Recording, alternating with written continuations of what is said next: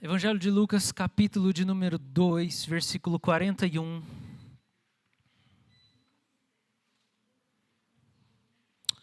Até o versículo de número 52. Então vamos lá. Todos os anos, os pais de Jesus iam a Jerusalém para a festa da Páscoa. E quando ele atingiu os 12 anos, foram a Jerusalém, segundo o costume da festa. E terminados os dias da festa, ao regressarem, o menino Jesus ficou em Jerusalém, sem que os pais dele o soubessem. Pensando, porém, que ele estava entre os companheiros de viagem, andaram um dia inteiro e então começaram a procurá-lo entre os parentes e os conhecidos. Como não encontraram, voltaram a Jerusalém à sua procura. 3 dias depois, o acharam no templo, assentado no meio dos doutores, ouvindo-os e fazendo-lhes perguntas. E todos os que ouviam o menino se admiravam muito da sua inteligência e das suas respostas. Logo que os pais o viram, ficaram maravilhados, e a sua mãe lhe disse: Filho, por que você fez isso conosco? Seu pai e eu estávamos aflitos à sua procura. E ele respondeu: Por que me procuravam?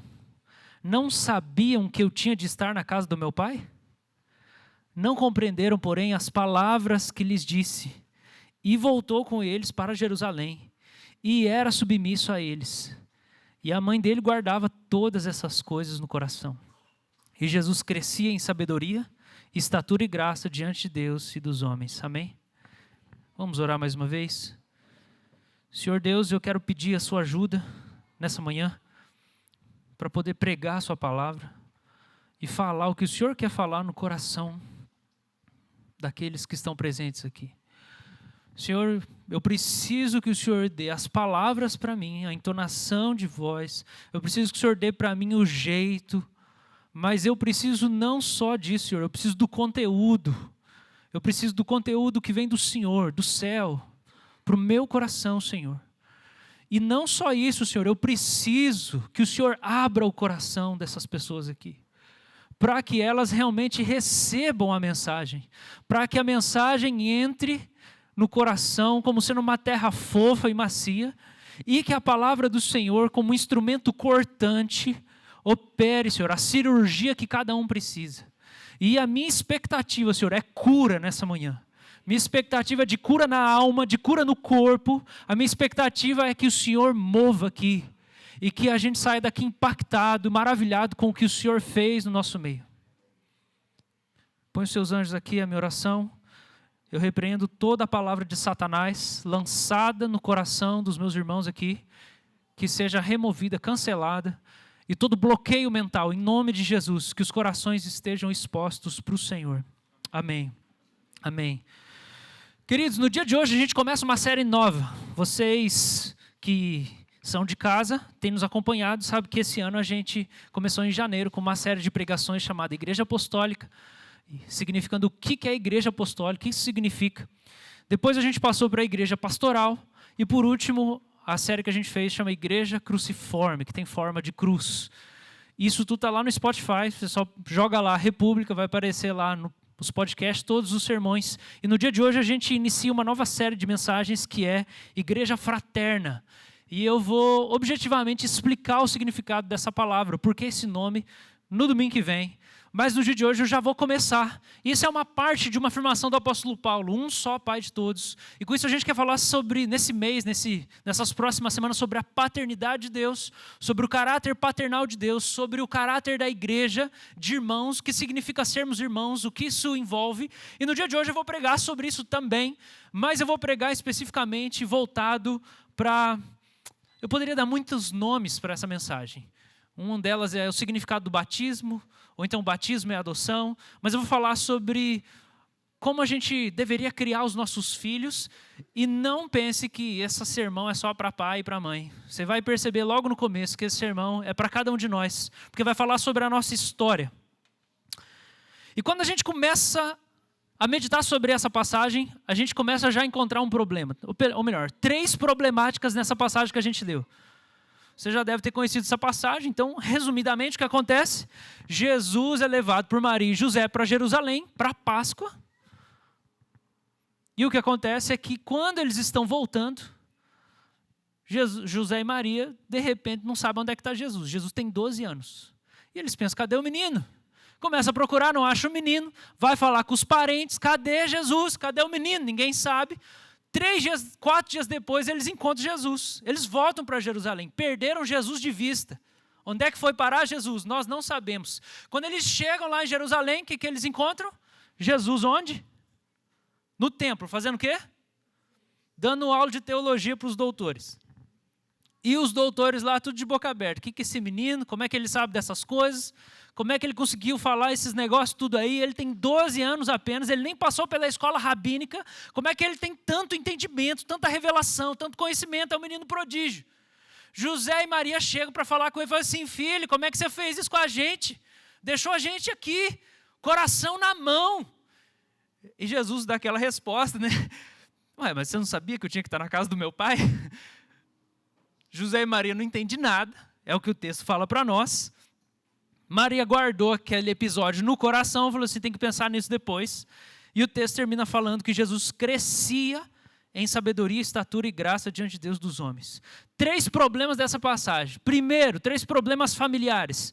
Você tem o registro de pais negligentes. Como é que você perde o filho de Deus? Assim, se fosse eu, beleza, né? Minha mãe já perdeu meu irmão na praia. Aí ficou chorando lá, desesperado. Meia hora achou, mas é meu irmão, pecador, né? Agora, perder Jesus, gente, como é que você perde Jesus? Você era virgem, virgíssima. Foi lá, essa concepção imaculada. Como é que você perde o menino, Maria? José, como é que você perde o menino? Nós vamos falar sobre isso. Segunda coisa que a gente encontra, segundo problema familiar aqui é família incompetente. Ué, tem tanto parente para quê?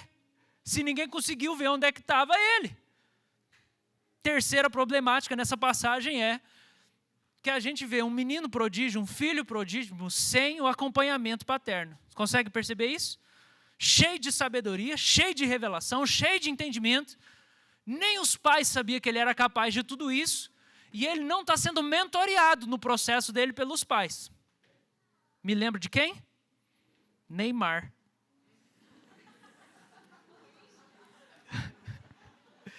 O problema de Neymar é o pai dele. Que o menino é talentoso, mas não foi acompanhado, sendo um menino prodígio. Então está tudo aí. A gente precisa lembrar do seguinte, o Evangelho de Lucas ele tem uma intenção de mostrar a pecaminosidade das pessoas e como o Senhor vai até as pessoas mais fragilizadas. Então no Evangelho de Lucas você vai ver prostituta sendo convocada, salva. No Evangelho de Lucas você vai ver coletor de impostos. Você vai ver ladrão se convertendo. No Evangelho de Lucas você vai ver o pior tipo de gente. Gente com que judeu não se mistura. Os gentios sendo trazidos para o Evangelho. Você vai ter a mulher Ciro-Fenícia, de outra nação, de outra religião, sendo atraída para o Evangelho. E a gente precisa prestar atenção nisso. Então a lente de Lucas é essa. Que quando ele faz a narrativa dos acontecimentos, ele quer mostrar que até as pessoas mais incompetentes foram encontradas pelo Evangelho. E que o Evangelho é para os fracos, para os negligentes, para os incompetentes, para os pecadores, para aqueles que realmente não tinham as qualificações necessárias. E ele já começa o Evangelho falando dos pais de Jesus e mostrando que Jesus cresceu numa família imperfeita, igual eu, igual você. Que os parentes não eram perfeitos, que a família não estava entendendo a vocação de Deus para Jesus. E quando eu olho para essa narrativa, eu começo a pensar um pouco na educação que eu quero dar para as minhas filhas. E daí me vem a pergunta, qual deveria ser o alvo da criação de filhos? Essa é uma pergunta que vem para mim. Para que eu devia criar a Sara e a Luísa? Onde que eu devia desejar que elas chegassem como seres humanos? Qual que é o destino? O que eu devia imaginar e me sacrificar para que elas alcançassem? Que tipo de ambição eu devia ter quando eu penso na criação das minhas filhas? Será que eu tinha que ter uma ambição de criar as minhas filhas para elas serem eruditas, terem uma boa formação acadêmica? Será que eu devia ter a ambição de que a Sara se tornasse uma mulher reconhecida pelo trabalho excelente que ela realiza? Será que eu tinha que fazer todos os sacrifícios possíveis para que a Luísa tivesse condição de fazer um intercâmbio, morar fora do país, um país de primeiro mundo, né, de preferência? E se a resposta for sim, eu e a mãe dela, a gente devia se desdobrar para proporcionar todas essas coisas, ou coisas parecidas com essas. O que mais eu tinha que sonhar para elas além disso? Saúde. É um dito popular brasileiro. É com saúde o resto nós damos jeito. Saúde, sucesso, beleza. Né? Tem uma música do Dead Fish que fala isso. O que importa é que os meus filhos, como que é? Alguém lembra? Tenham um bom visual. É um negócio assim, né? É isso aí, né, Diogo? É mais ou menos isso aí. Quando a Maria Eugênia estava grávida, eu quero confessar um pecado meu. Ela sabe. Ela tinha medo, e daí é normal, tá? Vocês que estão grávidas aí, tá tranquilo, isso aí passa pela nossa cabeça. Ela tinha medo das meninas nascer com alguma deficiência, algum problema. Mãe, qual era o medo do pai? Que elas fossem feias. Esse era o meu medo. Deus, essas meninas não podem ser feias. Que elas não puxem muito para mim, Senhor. Senão pode ficar meio esquisito. Graças a Deus, as duas têm cara da mãe. Uma é mais branquinha, outra é mais pretinha, mas tudo parece a mãe. Tem algo mais que eu possa querer para as minhas filhas, além delas serem bonitas, inteligentes, terem uma boa formação, sucesso? Que elas sejam honestas, ok? Paguem seus impostos, né, seus boletos, não fica aí com dívida, não tenham nenhum tipo de vício, ou nenhum tipo de enrosco na vida, seja lá o que for enrosco na sua cabeça. Que elas não tenham nenhum tipo de enrosco, às vezes é um cara, né? Sei lá, enrosco, que elas não tenham enrosco, mas que mais? Além delas morarem bem, terem um bom carro, bons relacionamentos, serem felizes. Que mais? Será que tem mais alguma coisa que um pai e uma mãe deviam se sacrificar ou ter a ambição de que os seus filhos possuíssem? Tá, além de amor, além de carinho, além de saúde, reconhecimento na profissão, bons amigos. E uma coisa importante, que eu já oro, e eu falo para elas, vocês têm que gostar de nós. Porque o que eu mais vejo como pastor é gente que não gosta dos pais. Então eu falo, Deus, elas têm que gostar de nós. Faz elas gostarem de nós. Isso é importante também. Mas por experiência própria, eu queria que as minhas filhas amassem Jesus apaixonadamente. Por experiência própria, que nada fosse mais prazeroso para elas do que ter uma amizade com Deus. Nada fosse mais prazeroso. Por quê? Porque aquilo que eu já experimentei, eu sei que é o melhor. E todo pai funciona desse jeito. Se você não recebeu o que você acha que você tinha que ter recebido do seu pai, você sabe de uma coisa. Ele deu o que ele experimentou que era o melhor para ele. Alguns experimentaram um melhor mais aqui, outros um melhor mais aqui. Então, se um pai não pode desejar para suas filhas aquilo que ele desconhece, a mãe não tem como buscar para os seus filhos aquilo que ela não sabe que existe. Eu me comprometi hoje aqui nessa manhã, nesse batismo, a fazer todos os sacrifícios necessários para que as minhas filhas alcancem duas coisas. Que elas amem a Deus de todo o coração, de toda a força e entendimento. E que elas aprendam a amar as pessoas alegremente. Parece redundante, mas aprender a amar as pessoas com alegria. E não olhar com o mandamento ou a ética cristã de amar o outro como uma coisa assim, tem que amar, né? Tem que amar, né? Porque isso não é amar. O amor ama amar. Amor ama amar. E eu não queria, e eu já tenho muito filho de pastor aqui, muito filho de pastor já passou por aqui. E eu sondo meu coração e penso muito nisso e falo, Senhor, eu não quero de jeito nenhum que elas sintam que o cristianismo é uma coisa pesada. Que é uma coisa difícil, que é uma coisa assim, a pior coisa do mundo foi ser filho de pastor. Eu já estou treinando com a minha mulher, para ela sentir que ser esposa de pastor não é ruim. Agora, por que eu quero criar as minhas filhas para amarem a Deus antes de mim? Eu quero chegar aqui então na nossa primeira aplicação. Como que a gente responde pais negligentes? Eu quero por causa do seguinte, porque todo pai e mãe é pecador. E todo pai e mãe inevitavelmente vai ferir seus filhos. E o que José e Maria fizeram com Jesus, eu vou fazer também com a Sara e com a Luísa. Que é o quê? Eu vou deixá-las para trás. É inevitável que isso aconteça. Vão ter momentos na criação delas que eu vou deixá-las para trás. O meu desamor vai alcançá-las em alguns momentos da história delas. Eu não vou conseguir acompanhar tudo que elas estão passando ou que elas precisaram de mim. E algum dia na vida elas vão falar assim, pai, aquele dia, naquela fase, eu estava precisando disso e você não soube. Como é que eu sei que eu vou fazer isso? Como é que eu sei que eu vou andar na frente delas e por vezes eu vou me esquecer delas? Porque por mais que eu tente, por mais que eu me esforce, por mais que eu diria, não, eu morreria por elas. Todo pai fala isso, né? Eu morreria pelos meus filhos, mas morrer no dia a dia já está bom. Se você for morrendo para você, no dia a dia já, se sacrificando nas pequenas coisas, já está bom. A maioria de nós não vai precisar morrer literalmente pelos seus filhos.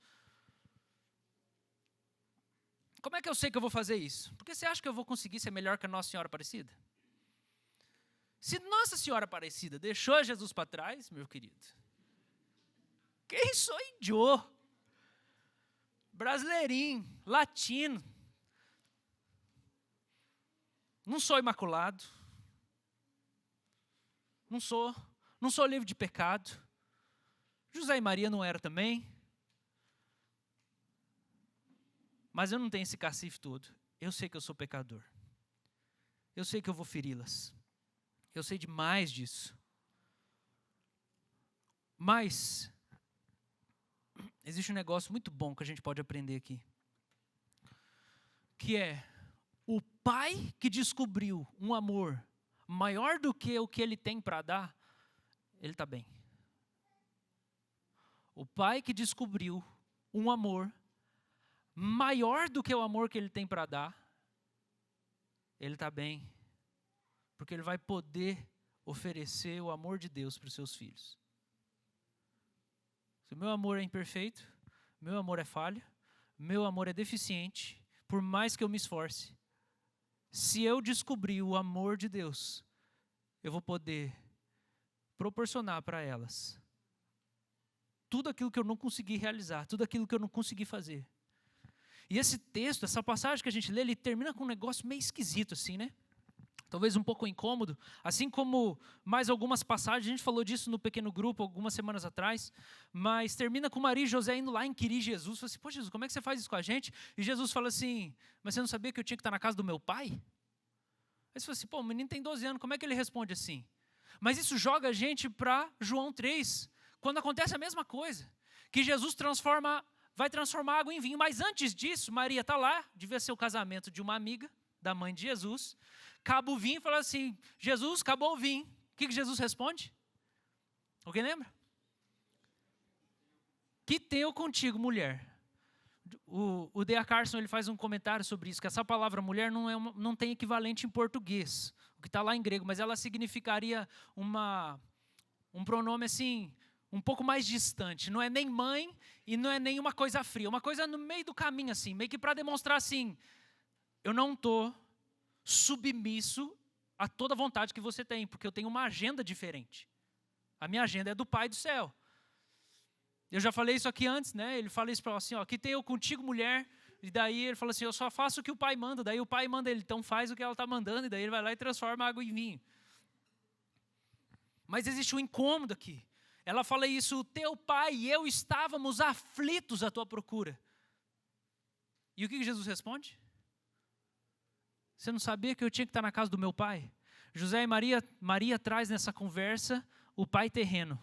Olha a aflição do seu pai terreno. Jesus responde com o coração do pai celeste, dizendo assim, eu sei que vocês são meus pais, e o texto termina dizendo que ele era submisso a eles, mas ele diz assim, ele deixa muito claro, mãe, sua autoridade sobre mim não é absoluta, não é definitiva.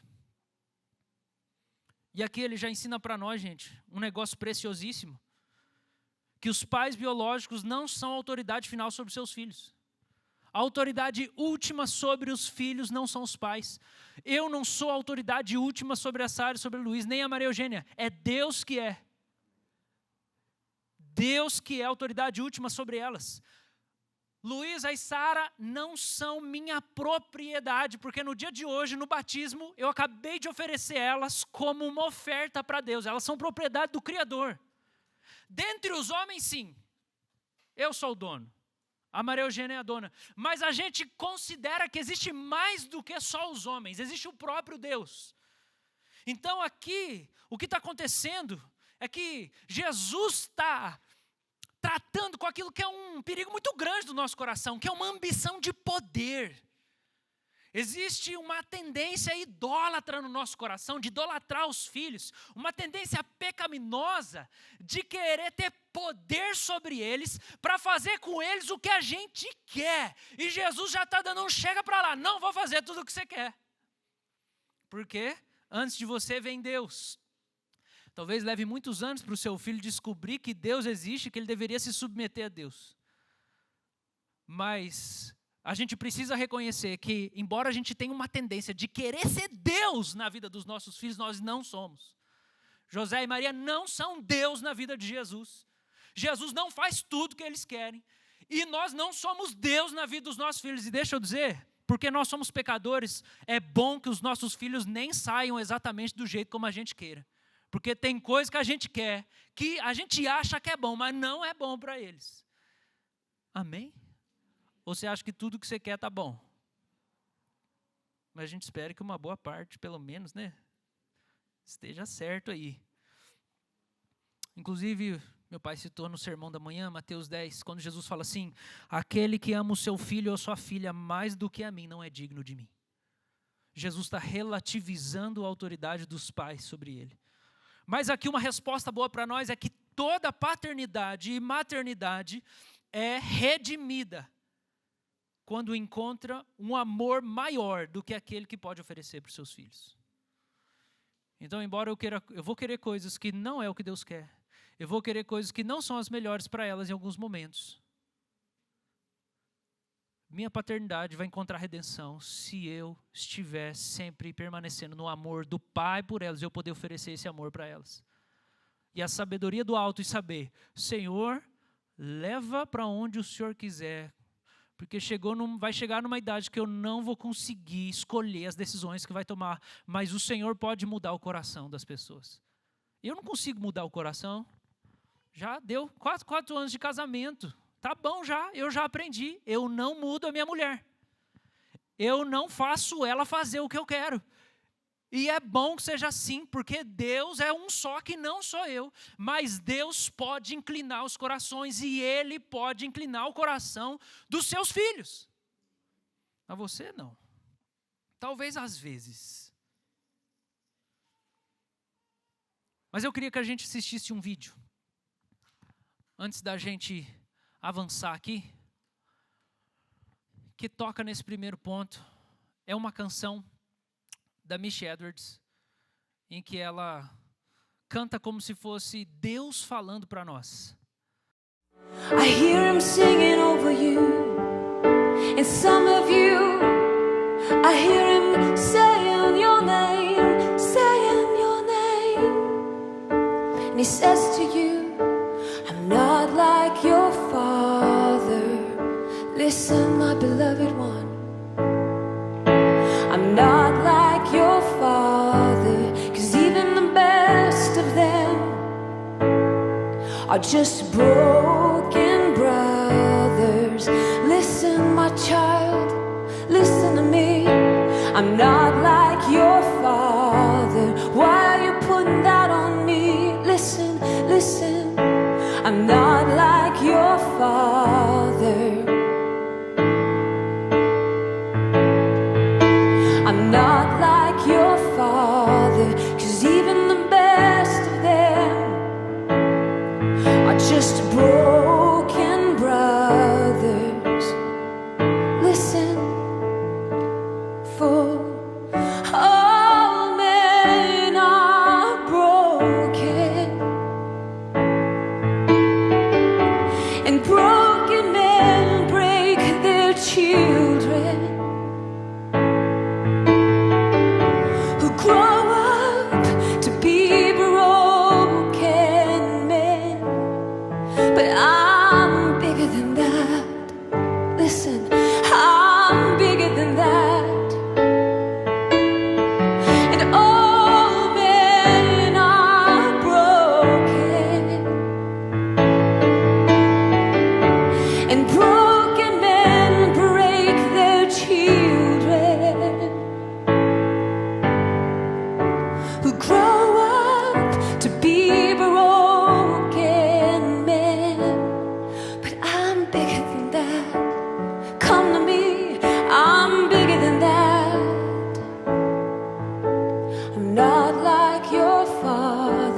some of you have been so afraid of repeating the same mistakes that fear has you frozen.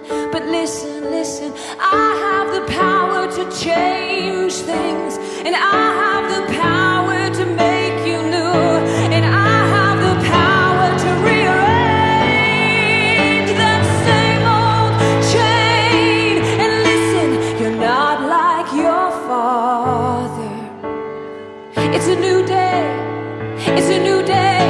You're not like your father, and the sins of your fathers and their fathers and their fathers and their fathers' fathers will not be on you. Just keep on coming, keep on coming, keep on coming, keep on coming.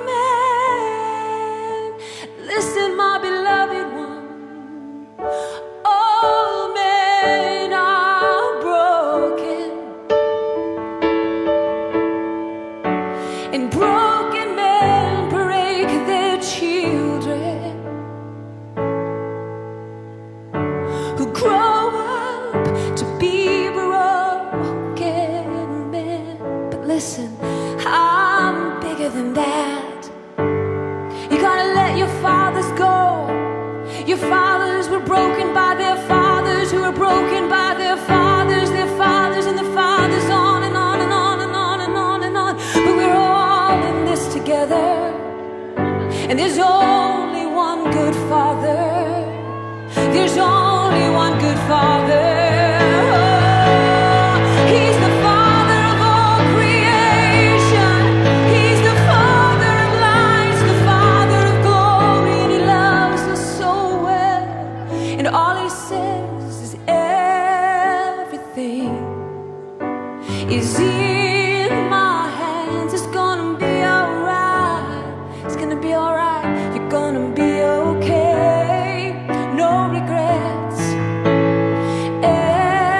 Everything is in my hands. It's gonna be alright. You're gonna be okay. And some of you have been so full of regret, but your babies are my babies. Listen, your babies are my babies, and I will be the father, 'cause your babies are my babies. I'm gonna turn it all around, just wait and see. I'm gonna make everything beautiful just in time. I'm gonna turn it all around, just wait and see. No regrets. I'm gonna make everything beautiful just in time. Mais que o meu pai tenha permanecido casado com a minha mãe e buscado o Senhor, Ele me quebrou. E as coisas só podem estar dando certo em alguma medida porque Ele me apresentou para um pai melhor que Ele. E eu vou quebrar as meninas sem querer. Eu vou fazer todo o esforço para não ferir com as palavras, para não ser duro demais, para não ser negligente. Mas inevitavelmente eu sou pecador, eu vou quebrá-las. Nós estamos todos nessa juntos. Mas a cura do Senhor está disponível para nós. E eu vou dizer para você, você pode passar os 50 próximos anos fazendo terapia, não vai resolver se você não decidir investir num relacionamento com Deus. O único caminho é a espiritualidade cristã, centrada no amor do Pai, na obediência do Filho e no poder do Espírito. Não tem outro caminho para você ser curado, porque todos os homens são quebrados. E você pode ficar lá revirando tudo isso aí, vai lá, fica pagando terapia forever. Não vai mudar, porque a redenção tem que vir do alto. A gente não tem essa solução aqui embaixo. Precisa de uma intervenção sobrenatural do Pai de Jesus na nossa vida. Mas isso é uma boa notícia para nós, amém? E essa é a pedagogia da Trindade, uma pedagogia comunitária. Segunda coisa que a gente vê nessa passagem é que o plano de Deus sempre foi uma pedagogia comunitária, para a gente criar os filhos dentro de duas alianças, o casamento e a igreja. Então o que acontece quando Jesus é perdido no caminho e os pais dele esquecem dele? José e Maria falam, vamos junto procurar. Primeira pessoa que Maria procura é o marido. Não estou sozinha criando esse menino. José e Maria vão atrás, não encontram. Depois eles vão para onde? A segunda aliança, que é a aliança dos parentes e do povo de Israel, que foi fazer a peregrinação junto, a família da fé. Então o plano de Deus, ele sempre foi esse, que a gente pudesse crescer no meio de um casamento. Essa é a vontade de Deus. Existe uma passagem preciosíssima em Malaquias 2,15 que fala assim, não foi o Senhor que os fez um só, ele está falando do casamento, os dois se tornaram uma só carne. Em corpo e espírito, vocês, marido e mulher, pertencem ao Senhor. E a pergunta que o profeta faz, e por que um só? Por que Deus fez o marido e mulher uma só? Porque ele desejava uma descendência consagrada. Então como é que você vai criar filhos que amem o Senhor? Você tem que ficar casado.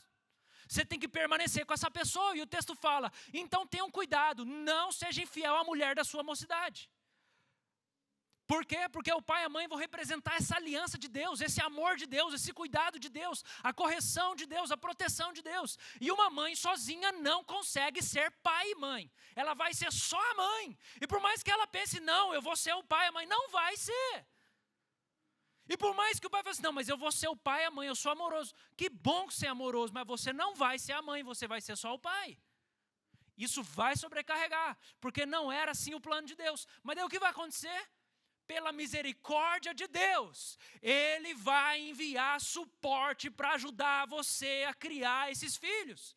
A comunidade estendida, a pedagogia da igreja, da comunidade. A gente precisa uns dos outros para isso. E quando a gente batiza, o batismo tem esse significado de que a gente entrou na aliança. Quando eu fui batizado, significou, eu morri para o meu pecado e eu ressuscitei junto com Cristo Jesus. E agora eu sou parte desse corpo aqui, ó.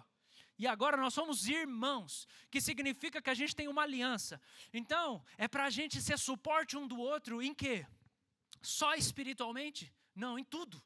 Em tudo. É para a gente ser suporte um na vida do outro, nessa comunidade aqui, comunidade da aliança, para quando eu não tiver dinheiro, eu poder falar assim, estou sem dinheiro, igreja, me ajuda a pagar o meu aluguel. E a gente faz isso. Ou então quando eu estou com um problema no meu casamento. Deixa eu dizer uma coisa, existe um ditado satânico no Brasil. Quem briga de marido e mulher, ninguém mete a colher. Isso é do diabo. Um casamento que não deixa entrar ar, arejar, um conselho de fora entrar e participar, ele vai sucumbir. Você precisa da comunidade. Você precisa ter coragem de repartir o negócio que está estragado nesse casamento. Para a cura ser aplicada. E na criação dos filhos é a mesma coisa, gente. A gente vai pedir ajuda também. Eu não sei o que faço com esse menino, não sei o que faço com essa menina. Na escola está assim. Está assim. O filho está crescido já, está difícil também com ele crescido. A comunidade serve para isso. José e Maria foram procurar ajuda naqueles que estavam peregrinando com eles. Por quê, gente? Existia uma mentalidade tribal em Israel. Ok? Existia uma mentalidade tribal. Na tribo, todas as crianças que estão lá naquela tribo são filhos da tribo. Quem é responsável pelas crianças? Todos os adultos. Nós cuidamos dos filhos uns dos outros. Jesus é da tribo de Judá. Então existe uma aliança de cuidado mútuo tão grande que Deus estabelece umas leis que falam assim, ó, vocês não podem se misturar com os pagãos. Vocês não devem fazer aliança com outros povos. Se protejam e cuidem uns dos outros dentro da tribo, dentro da comunidade da aliança. E o que a gente vê aqui nessa passagem, gente? José e Maria deixaram Jesus para trás porque eles confiavam na comunidade. Não é só que eles assim, sei lá, encheram a cara lá em Jerusalém, e daí largaram tudo, não estava nem aí. Não, não era isso. O texto não fala de nada disso. Mas eles confiavam que eles não estavam educando sozinhos os filhos.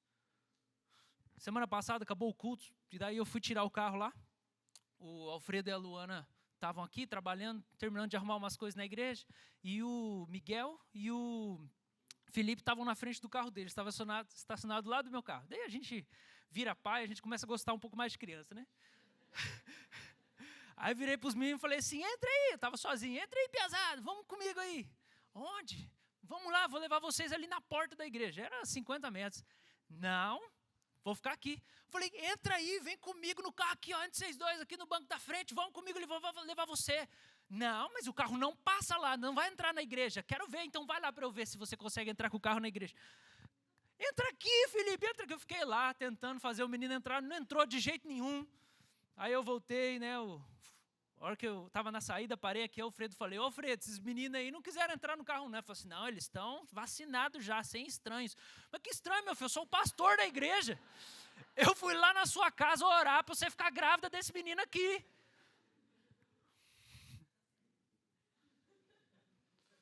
A culpa é nossa. A culpa é nossa, de que a gente não vive essa comunidade de aliança, onde a gente confia que os filhos são do cuidado de todos. Você sabe por que não tem padrinho na igreja evangélica? Porque a comunidade inteira assume essa aliança de cuidar, de zelar, de ver, de prestar atenção no que o menino precisa, no que a menina precisa. Será que a gente tem que melhorar nesse negócio aí? Que isso significa que pessoas vão participar da nossa vida. E isso é importantíssimo. Sabe por quê? Você não tem tudo que os seus filhos precisam. E Deus vai suplementar as virtudes e a sabedoria que você não vai ter para dar para eles através de outros adultos da comunidade. Porque vai ter momento que os meus pais, não vai ser deles que eu vou precisar. Eu posso contar muitas pessoas que fizeram parte da minha formação assim. Se eu não tivesse sido criado dentro da igreja, eu não teria desenvolvido uma amizade com o pai da Chica, que foi meu amigão, que eu falei no velório dele, que eu ia lá. Ele estava com 65 anos, eu ia lá fazer uma visita para ele. E aí, Miro, a gente ia conversar, ele estava tomando um suco, e ele me chamava para almoçar. Eu almoçava, você não vai comer? Ele falou assim, eu estou de jejum. Eu falei, mas quanto tempo? 3 dias, 65 anos. Eu falei, por quê? Eu estou pedindo para Deus me iluminar quanto aos negócios, algumas decisões que eu tenho que tomar. Eu falei, é por isso que você é meu amigo. Porque você ama o Senhor. Por isso que eu venho passar tempo com você. Uma das últimas vezes que eu fui lá visitar o Miro, talvez no último mês, ele estava assim muito debilitado, nem conseguia levantar o pescoço, ele estava na poltrona, almofada aqui e tal. E a Vera deixou eu sozinho com ele. E eu conversando com ele, ele chorando. E ele falando assim, você consegue perceber? Eu falei, o quê? Você não está sentindo que ele está aqui? Eu falei, não. Eu nunca senti tanto a presença dele. Ele está aqui. Ele está aí do seu lado. E ele chorava. Um outro também, Dr. José Luiz Pires. Eu não sei se ele morreu com 70, 80 anos. Mas eu fui visitar ele no último mês de vida dele. E quando eu sentei na sala da casa dele, conversando com ele, eu falei, o que o senhor tem falado do seu coração, doutor José? Ele falou assim, eu estou lendo Jó de novo. E eu falei, e aí, o que está aí dentro? Ele falou assim, eu quero conhecer mais o Senhor. Porque Jó fala, eu conhecia só de ouvir falar, agora os meus olhos te veem. Eu falei assim, o cara está com 80 anos. Todo dia lendo a Bíblia, falando assim, eu quero conhecer o Senhor, a vida não acabou ainda. E ele queria muita coisa. Eu falando assim, eu vou levar o Senhor junto comigo, nós vamos visitar umas igrejas aí, nós vamos viajar. Um cara de 30 com a amizade de um cara de 80. Eu aprendi isso na igreja. Porque eu fui trazido para cá, na comunidade da aliança. Porque essas pessoas estavam dentro da minha casa. Porque os meus pais permitiram que outros adultos da comunidade da aliança participassem da minha formação. Da formação dos meus irmãos.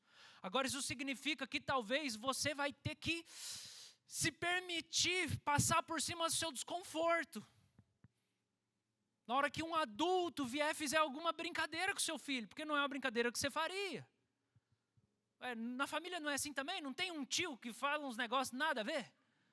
Não tem um vô que você fala assim, nossa, vou ter que levar lá. Mas a comunidade da aliança é assim. A gente tem que parar com essa obsessão que o filho vai ser do jeitinho que a gente quer. Para com isso, ele vai crescer numa bolha. Já viu aqueles vídeos daqueles caras que crescem no homeschooling? E daí depois ele sai assim... Já viu o vídeo assim no YouTube? É o primeiro encontro dele com a menina. O cara tem 30 anos, barbudo, ele nunca teve um encontro. Ele vai ter um encontro e ele olha para ela, oi. É o date. Deixa o Senhor tratar seu coração também. Deixa o Senhor pôr na sua vida gente que tem virtudes, mas não vai participar exatamente como você queria. Amém, gente?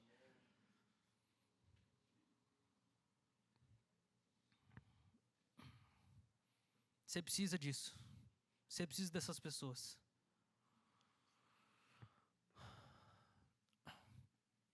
Último ponto. Que hora que eu falei que ia terminar? Em 4 minutos. Gente, vamos falar da formação de Jesus então? E eu quero começar com essa declaração. A formação espiritual cristã, ela é integral. Ela vai abordar todas as áreas do conhecimento e da vida humana. Eu comecei o sermão falando sobre desejar um bom estudo, desejar um bom trabalho, desejar um investimento em toda a capacitação intelectual, nas competências das minhas filhas. Eu quero voltar para essa parte. Por quê? Porque quando eu falei tudo isso, eu disse que mais que tudo eu queria que elas amassem o Senhor. Mas daí existe uma pergunta que talvez você se faça e eu preciso fazer para você. A pergunta é necessário escolher entre a formação profissional e espiritual? A gente tem que escolher entre a formação cultural e profissional e espiritual do filho? Tem que ser ou um ou outro? Ou o caminho para aprender a amar a Deus e as pessoas é um caminho distinto de formação acadêmica, profissional? Tipo assim, para ser bem crente, você tem que ser ignorante? Na visão secularista, sim. Na visão secular, a razão é inimiga da fé. Então, assim, não estuda muito não, porque daí você vai perder a fé. Mas na visão cristã, toda a inteligência que Deus te deu, se ela é guiada pelo Espírito Santo, ela só vai te fazer conhecer mais a Deus e ficar mais deslumbrado com a glória e com a sabedoria e a majestade de Deus. Segundo a Bíblia, a fé cristã é o melhor caminho para existir nesse mundo holisticamente e integralmente no mundo, sendo inteiro como ser humano. Logo no século II do cristianismo, o Santo Irineu de Leão, ele disse o seguinte: a glória de Deus é um ser humano inteiramente vivo. Todas as áreas vivas. Como que a gente tem certeza disso? Porque o texto fala que Deus dava crescimento para Jesus em quê? Sabedoria, estatura e graça. Jesus não era uma alma penada, toda cheia de virtude, que não sente nada, que não pensa nas coisas. Não, Deus estava dando, o Pai dele estava dando para ele o quê? Sabedoria, conhecimento, compreensão, entendimento do seu tempo. Você acha que Jesus ia acertar nas profecias se ele não entendesse qual era o espírito do tempo, qual eram as filosofias correntes, qual era a mentalidade do seu povo, qual era a cultura judaica, cultura romana? Jesus não ia poder profetizar certo, porque ele ia chamar de pecado aquilo que era só cultural. Vocês estão entendendo o que estou falando, gente? Jesus precisou crescer na formação intelectual dele. Não era só espiritual, era intelectual também. Ele tinha que saber fazer uma exegese cultural, uma leitura do que está acontecendo. Porque senão ele ia errar a profecia, ele vai falar que estava errado uma coisa. Não é bem por aí, né? Então Jesus recebeu isso tudo na formação dele. Sabedoria, estatura e graça. Então se a gente olhar para Jesus, a gente vai ver um modelo de como a gente pode educar os nossos filhos em sabedoria, estatura e graça. Comer bem, exercitar bem, dormir bem. Estudar bem, trabalhar bem, pensar bem, criar bem. Maria Eugênia já está fazendo a terapia da música clássica. Depois da primeira mamada da manhã, vai lá. Chego lá, muita emoção às vezes, tem que mudar a faixa. Música clássica de manhã, 6 da tarde eu pego o violão, a gente adora, ora com elas, banho. É uma formação completa. Deus fez a gente a imagem dele. Então todas as nossas habilidades, todas as nossas capacidades foram feitas para nós amarmos a Deus e conhecermos a Deus. Então nós amamos a Deus no mundo, não fora do mundo. Eu não preciso escolher entre formação espiritual e acadêmica, mas eu preciso ensinar meu filho que tudo isso que existe aí fora, arte, entretenimento, história, conhecimento, existe para a glória de Deus, para conhecer a Deus, para servir a Deus por meio disso. Então a resposta é não, eu não tenho que escolher. A nossa experiência fracionada de ser humano faz a gente querer ficar escolhendo, né? Então, tem gente que é assim, eu não posso ouvir música do mundo. Eu ouvo música, não sei da onde, né, que ele ouve. Por quê? Porque ele tem esse senso. Não, a música do mundo, ela é uma música profana, não sei o quê, não sei o quê. Eu não posso assistir, eu não vou para a faculdade. A faculdade é a igreja do diabo, todo mundo que vai para a faculdade desvia. Quase todo mundo desvia mesmo, mas isso é uma falha na formação espiritual da igreja. É uma falha nossa, teologia fraca, compreensão fraca sobre para que serve conhecimento, para que serve todas as coisas que existem. Mas agora o Gabriel Dainha está aqui na igreja, ele vai ensinar tudo para os irmãos. Tudo de Cosmovisão, você pode procurá-lo no final, ele tem um curso online, brincadeira, ainda não, né? Mas já, né? Vai estar aí havendo um curso sobre direito e tudo mais. Mas por que a gente faz isso, gente? Porque a gente tem parte da nossa vida que foi apagada. A gente teve experiência muito ruim. Então tem gente aqui que teve uma experiência muito ruim dentro de casa, por exemplo, no casamento. Pai e mãe divorciou. Você não consegue imaginar essa parte da sua vida redimida. Você não consegue achar que vai dar bom. Então você vê assim, vive tudo no mundo, mas essa parte vai estar sempre destruída. Foi a sua experiência que te ensinou isso, não a palavra de Deus. A palavra de Deus joga esperança e luz de que essa área da vida, sim, pode ser muito boa se a redenção entrar. Poxa, minha criação foi muito sofrida, não quero ter filho. Eu entendi. É a sua experiência fracionada que faz você ver a vontade de Deus como repartida. Mas se a redenção do Senhor entrar, sim, você pode ser um pai maravilhoso. E até as falhas do seu pai e da sua mãe podem ser supridas através da sua vida. Se o evangelho entrar. Então não tem nenhuma área da nossa vida que Deus não queira participar ativamente. Que a palavra dele não tenha uma instrução para nos oferecer. E a melhor maneira da gente ajudar os nossos filhos a entenderem isso, que tudo é com Deus, tudo é para a glória de Deus, é a gente mesmo viver esse negócio. Porque se você se faz um discípulo, que significa aluno, você vai pegar as áreas da sua vida que estão fracionadas, quebradas, e você vai se permitir reaprender. Porque o milagre do evangelho é que uma pessoa de 50 anos se torna um aluno de novo. E quem é ensinável é criança. Adulto não é ensinável, mas o milagre do evangelho é que você nasce de novo, você vira uma criança e você se torna ensinável e você pode aprender o que um dia não foi te ensinado. Então o evangelho faz esse milagre com a gente. Eu posso ficar adulto, envelhecer e continuar ensinável, continuar aprendendo. Então tem uma área quebrada na sua vida, coloca ela para o Senhor. Abre isso para o evangelho, abre a palavra e fala assim, onde é que está esse negócio aqui? Que de você, essas crianças vão ver o que é ser um ser humano inteiramente vivo. Amém? Amém. Glória a Deus. Eu acho que eu acabei. A nossa segurança como pais pecadores está em que Deus é quem vai dar o crescimento. O texto fala que Jesus crescia em sabedoria, estatura e graça diante de Deus dos homens. Quem dava o crescimento era Deus. Então, para a gente criar bem nossos filhos, eles precisam ter... Aí, Carol Zocatelli, você acabou de perder o último ponto. Para a gente formar os nossos filhos bem, a gente precisa de Deus, igreja e escola. Pode ir, professora, vai na bênção. Deus, igreja e escola. Uma escola cristã é boa? É boa. Talvez um homeschooling pode ser bom? Pode. Se você for bem instruído em como fazer isso, aproveitar que a Carol foi embora, um homeschooling pode ser bem bom.